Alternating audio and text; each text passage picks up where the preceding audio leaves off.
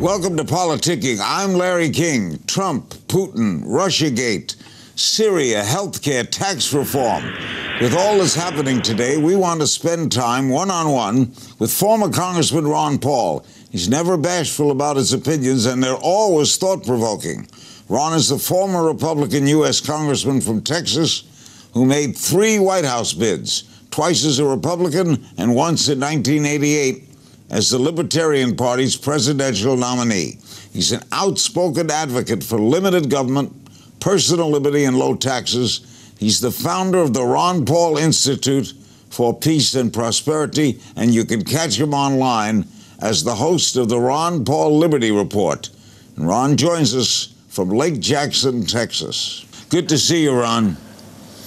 Good to be with you, Larry. Good to see you again. All right, how do you respond to those who say Trump has exchanged America's traditional role as global leader for isolationism? It looks like Trump against the world. How do you feel?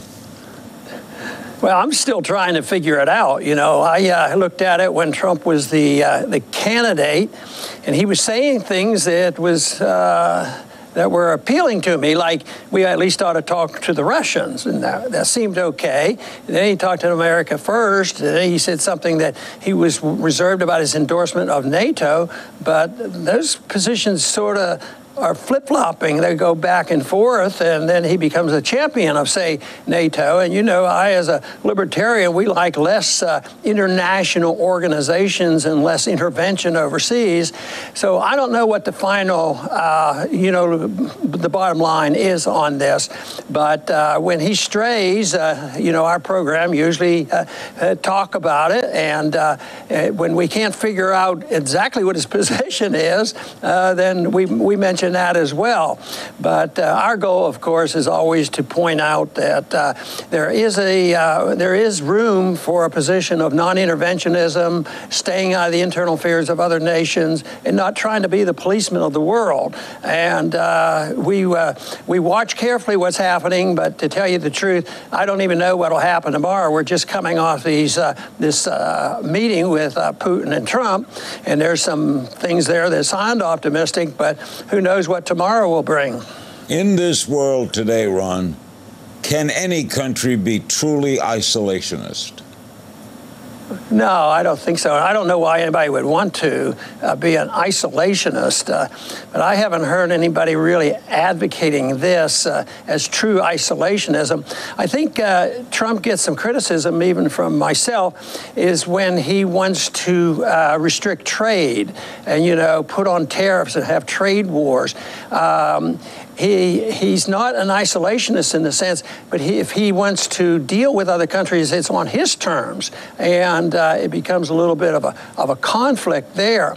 But no, even a hardcore libertarian doesn't want to be isolated. We might want to stay out of the organizations and more government and rules and regulations, but we happen to believe that libertarianism offers the opportunity for more trade, more travel, and some of the people in Washington used to criticize me for not being for free trade because I wouldn't endorse free trade agreements. Yet it was those people who wanted free trade agreements, which I think were artificial, were the ones who were the first ones to put on sanctions. They still argue more sanctions on Russia, more sanctions on Cuba, and reversing the trend away, you know, from too many controls and regulations. When you look at our policy with Cuba, 50 years of sanctions didn't do much good. Yeah. So I think that free trade is one thing, but it's not isolationism. But the term America First reminds you of Lindbergh and Bund rallies and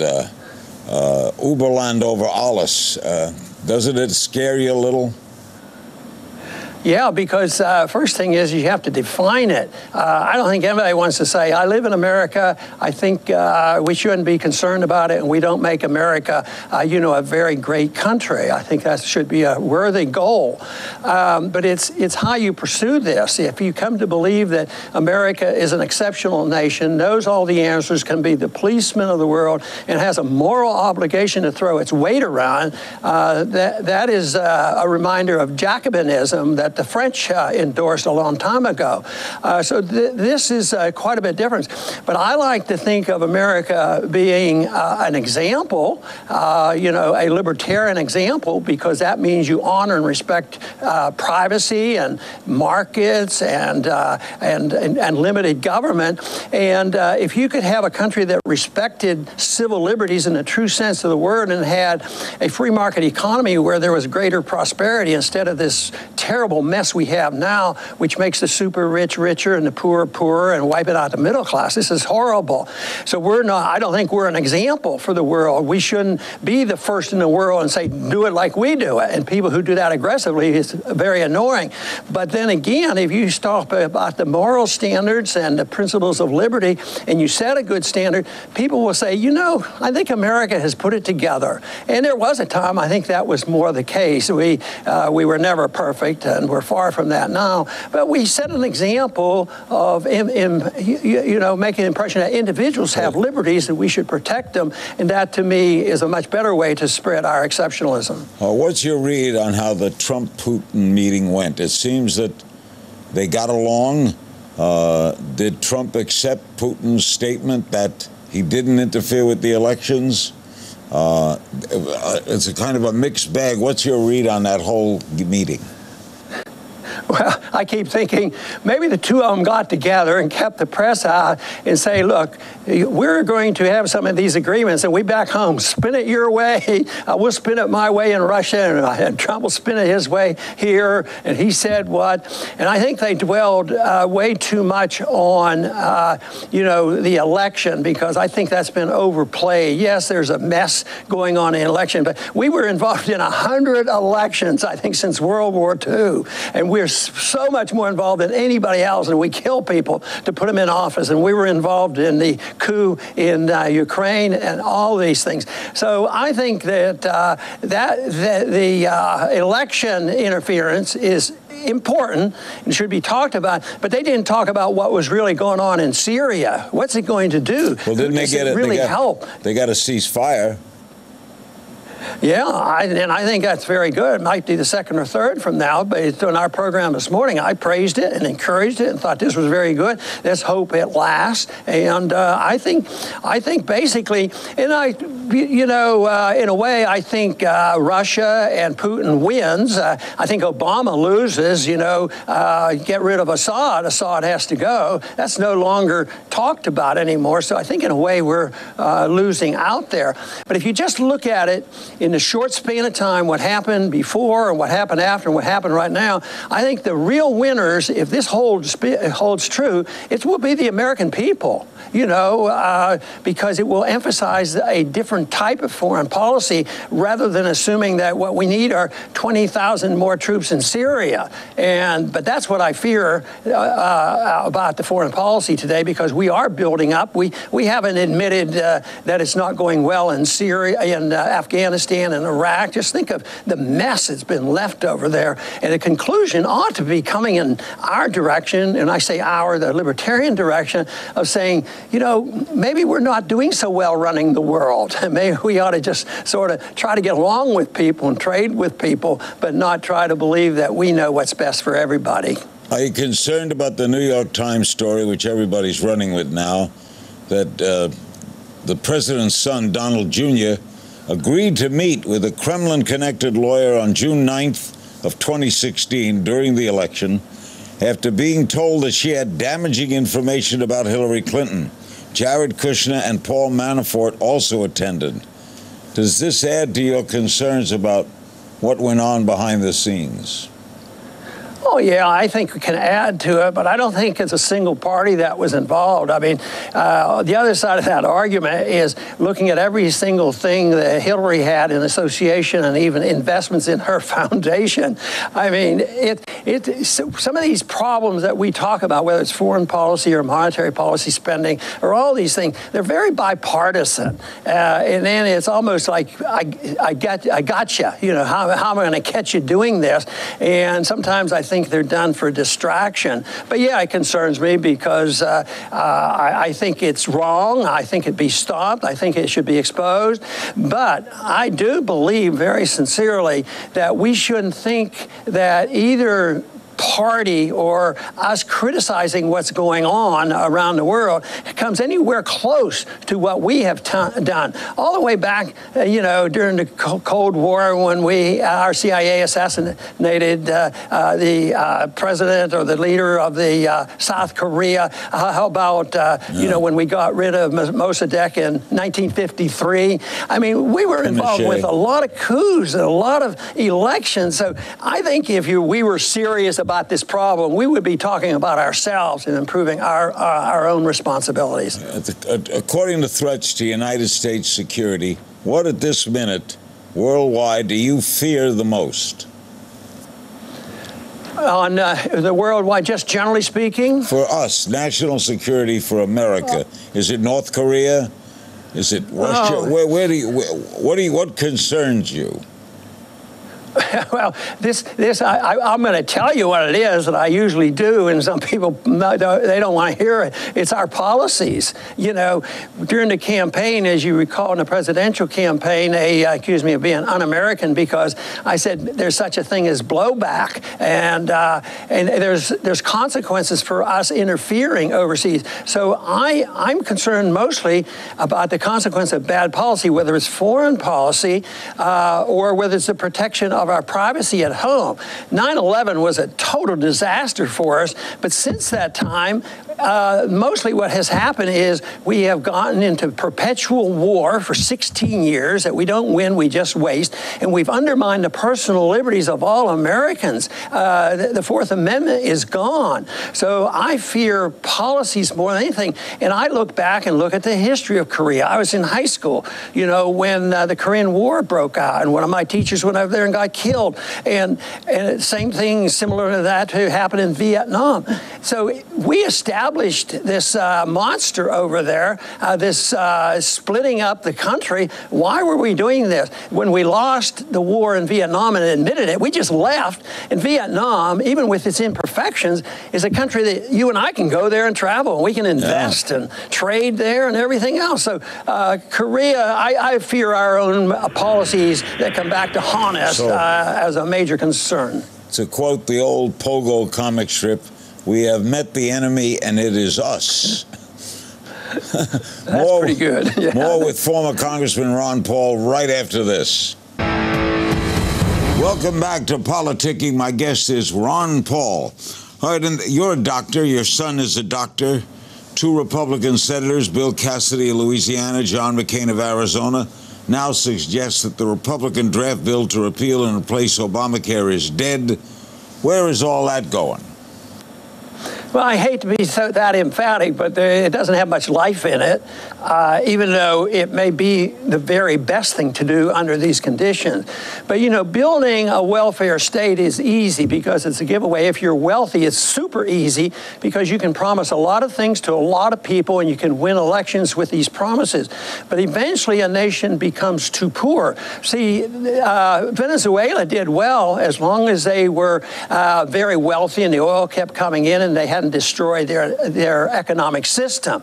So when you build a system of medical care which depends on so much of government, nobody really complained to Medicare and Medicaid, throughout the years, and prescription drug programs, all these things that Republicans supported. Eventually it comes to an end because you can't afford it. It becomes a bureaucratic monster. People get unhappy, the costs go up, and they have to be passed on to people who aren't providing the benefit, who don't, the ones who get the benefits. And we have been doing that. And now, if you want to clean this up, you have to change that. But nobody wants to give up anything that looks to them like getting it for free. So it's impossible. The way this gets solved, it breaks down like an economic system did in Venezuela, and you start all over. People would like to propose how to do that legislatively, but it will not be politically acceptable. But Republicans, I remember, opposed Medicare completely, and Medicaid, when all that was proposed in the early 60s. Well, I would do some double checking on that. No, I moderated a debate between Hubert Humphrey and Ed Annis, who was president of the AMA, and Ed Annis said that Medicare will never work, that any doctor will take care of anybody if you don't have money. That was the Republican argument. Well, and, maybe That's like arguing socialized medicine in Venezuela worked for a while. So no, Anna supported the AMA's position, but if you go back and look at the votes, the Republicans were very supportive at the time. They passed a lot of that with Republican support. The Republicans have not been good if you're on the side of less government. No, as soon as Bush got in and they had the Congress, they passed prescription drug program, and people have learned to like it. Right, but it doesn't solve the problem, because look at what happened to... I understand what you're saying. What do you think health is a right? No, it's not a right. You have a right to your life. You have a right to your liberty. Yeah, but you if have I'm a right sick, to your property. if I'm sick, if any person is sick, don't they have a right to a prescription that would help them be better? Well, then you have to say, where does that come from by violating somebody else's rights? If I'm sick and I need $10,000 for my medication, I don't have a right to send the government to your house and take $10,000 to take care of me. Besides, it doesn't work. It always fails. But if we all pool together, like most countries in the world do, with a single-payer system. I was just in Norway. I never saw happier people in my life. They pay 40% taxes, and they get everything taken care of, and everybody's pay. What's wrong with that? Well, I still won't agree that it's right.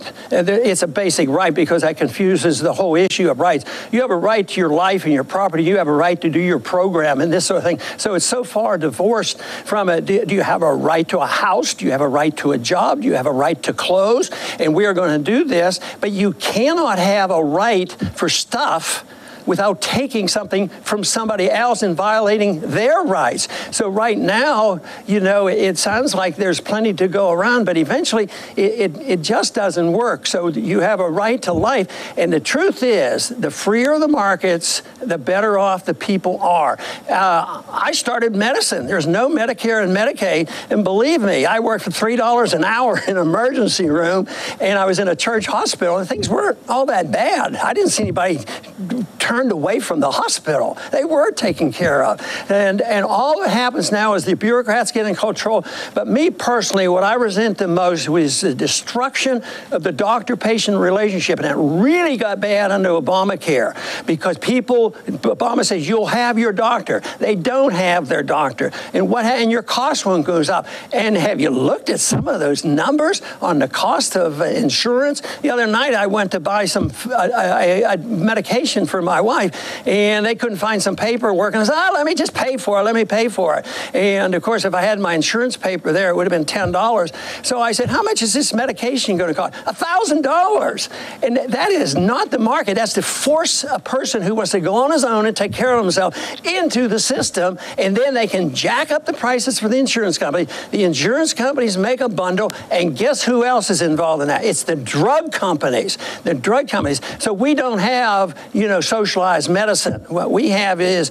corporatism. It's the corporations run this, and even the corporations, the hospital management companies, they're corporations now. My kids are in medicine. It's the corporations that run their practices. So the destruction of the doctor-patient relationship has been very devastating to medicine. What's your answer?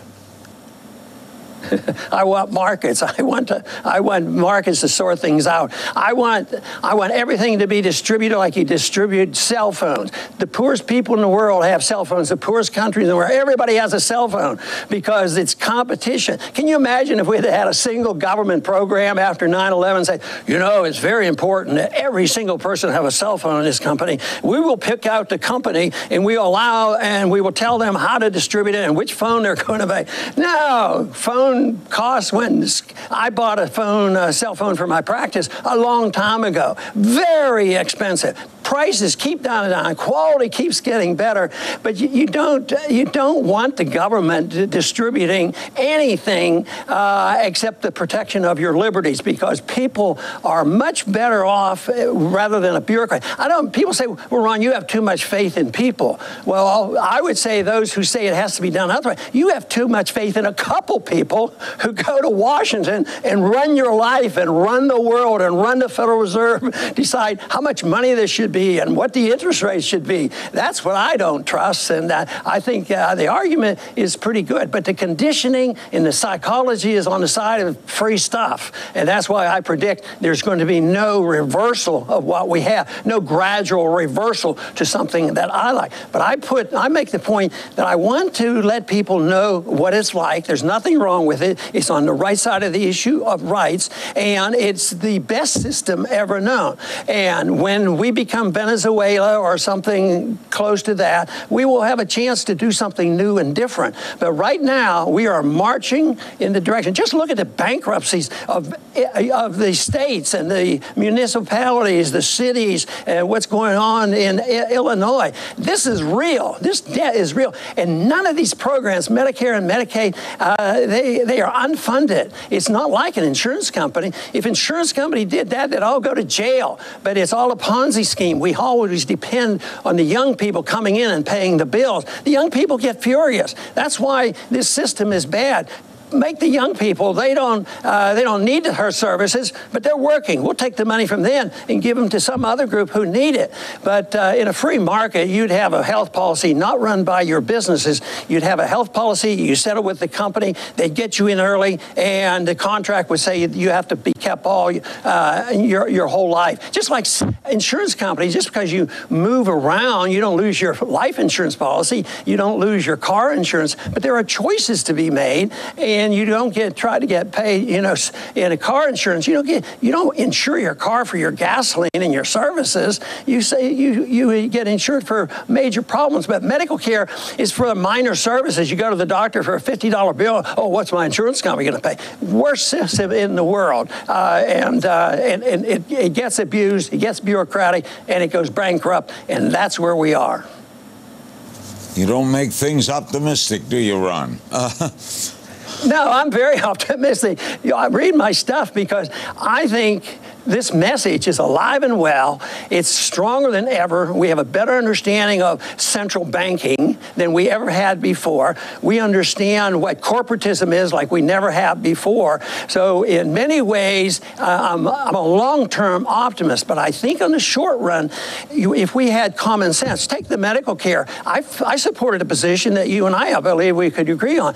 I say, cut the money overseas. Cut this warmongering. We spend hundreds of billions of dollars building bombs we don't need.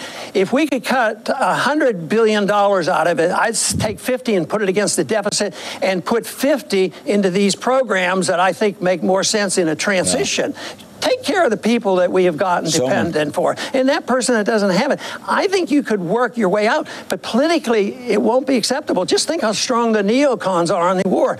Both the liberal stations and the conservative TV stations are all warmongers. They're always for war, war. And just someone said once. I don't want to interrupt, but someone said once that the biggest waste of money is the only way a bomb is worth it is if you use it. Bombs have no worth at all. They're a total wasted expense unless you use it. So the feeling becomes you might as well use it. Yeah, so well, I've heard that statement made. We have those B-52s and we've never used them. Let's see what we can do. And then they brought them out for Vietnam. Now that it doesn't make any sense at all. But they're in charge. The military-industrial complex, just like the medical-industrial complex, and the media-industrial complex, they're in charge and they can direct things. And I think all this fighting back and forth in this bipartisan arguments is all fiction. I think there's too much bipartisanship on the big stuff. Does one party oppose the other party and go into war? No, we don't declare war, but either party that's in power will always do all the financing because they know it's jobs. They're like liberal Keynesians. Well, we're building this F-35. Oh, we have jobs in our district. So it's sort of conservative Keynesianism. We can't get rid of the. They use the same arguments as the left does for creating jobs, but they agreed to it. So both parties agree on deficits, spending, welfareism, and warmongering, and violation of civil liberties. Why do we have a Patriot Act spying on everything that we do? Why did we destroy the Fourth Amendment? I just think people have to see things differently, but it's not going to be done under the current circumstances. I think we need an intellectual awakening, but I think that's where the grassroots are starting to understand it, and that's the people that I talk to a lot, and they think that it's very exciting that we would have an alternative to this mess, to this mess we have, and for that reason, we are optimistic. Ron, love talking to you, love seeing you. Thanks so much. Thank you, Larry. Nice to be with you. We thank you for joining us.